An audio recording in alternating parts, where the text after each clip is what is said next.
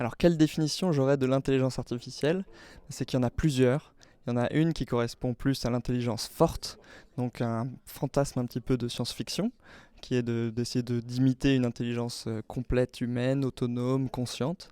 Et l'autre a une intelligence qu'on dit faible, mais qui permet de créer beaucoup de valeur, qui est tangible, qui est concrète, qui est surtout des outils mathématiques qui permettent de réaliser différentes tâches comme de la perception, détecter des choses dans des images ou dans du son.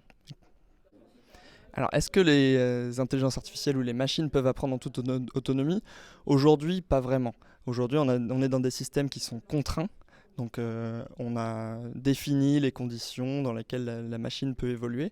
Donc, par exemple, elle peut regarder certaines images et puis produire certaines réponses, mais elle ne peut pas, jamais, en aucun cas, en sortir de ces contraintes. Donc, elles ne sont pas autonomes. On les guide, on leur donne des données pour les faire évoluer. Jusqu'où va aller l'intelligence artificielle? Est-ce qu'il faut en avoir peur? Moi, je pense que non. Il faut plutôt avoir les bonnes clés pour comprendre ce que l'intelligence artificielle implique. Et concrètement, ce qu'elle implique aujourd'hui, c'est des transformations numériques de la société.